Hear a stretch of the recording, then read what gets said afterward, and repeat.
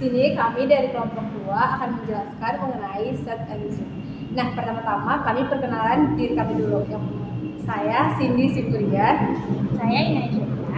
Saya Miranda Putri. Saya Roda Storus. Selamat menyaksikan. Hai teman-teman. Hai Roda. Aku bingung kali nih buat ngerjain tugas Tilda yang disuruh ibu tentang sistem jaringan informasi. Setiap yang ku cari itu sumbernya itu kurang relevan. Kalian nyari bahan materinya itu dari mana, search engine-nya? Wah, pas banget Rodo. Kita lagi bahas search engine nih di tugas kelompok kita ya kan? Iya benar, kita kan juga selalu menggunakan search engine dalam kehidupan sehari-hari kita dalam berbagai hal, misalnya kayak nyari referensi kuliah, hiburan, dan hal-hal lainnya.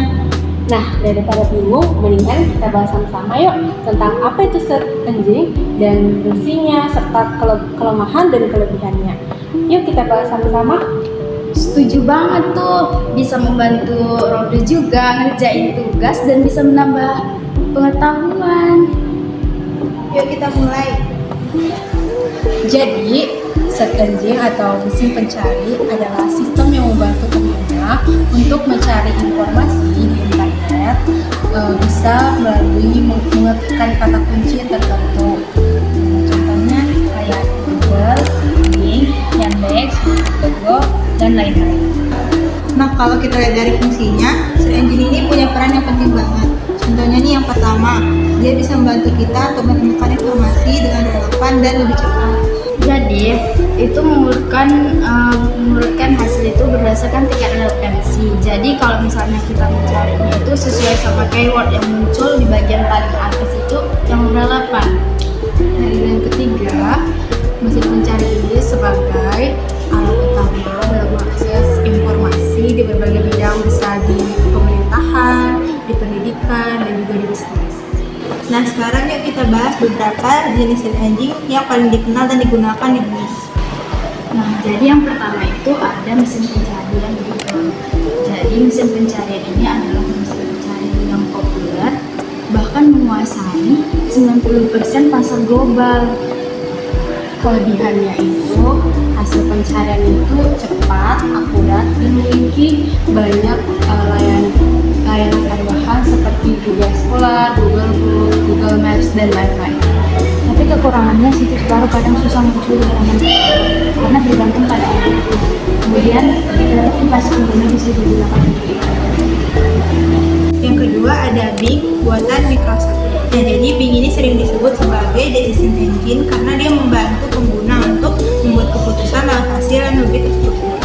Nah, jadi kelebihannya itu kalian itu menarik secara visual dan cocok buat pengguna Windows atau Microsoft Edge. Sekarang Bing juga dikembangkan dengan teknologi AI, jadi bisa kasih jawaban yang informatif dan interaktif. Nah, kalau yang ini kekurangannya penggunanya masih sedikit. Kemudian mesin pencariannya juga masih komprehensif juga. Selanjutnya ada Yahoo Search. Nah, jadi Yahoo ini dulu pernah jadi mesin pencari paling populer sebelum dikalahkan dengan Google. Nah, jadi kelebihan dari Yahoo ini selain cepat dan juga memiliki layanan tambahan seperti portal berita, email, dan komunikasi online. Tapi sayangnya Yahoo sekarang ini hasilnya kurang dibandingkan dari Google maupun Bing. Nah, kalau yang ini unik banget. Yahoo menjaga privasi pengguna. Kemudian mereka nggak melacak data pencarian, jadi hasilnya netral. Kalau untuk kelebihannya, dia itu bebas dari iklan pacar, terus juga cocok untuk pengguna yang peduli akan keamanan data pribadi mereka. Tapi hasil pencariannya itu masih terbatas dan fitur tambahnya itu belum sebanyak yang di Google.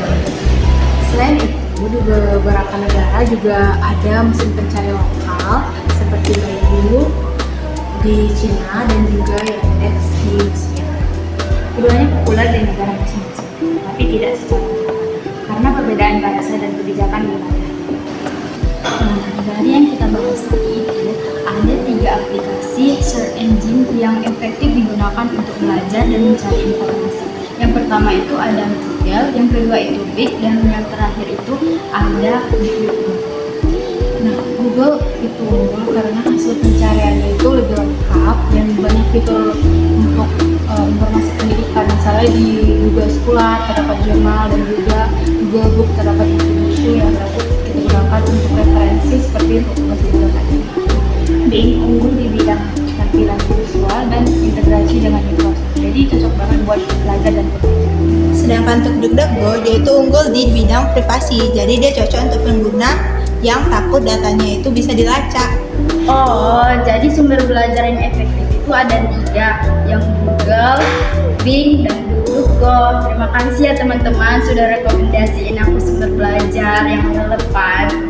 Sama. Jadi teman-teman, search engine itu punya kelebihan dan kekurangannya masing-masing.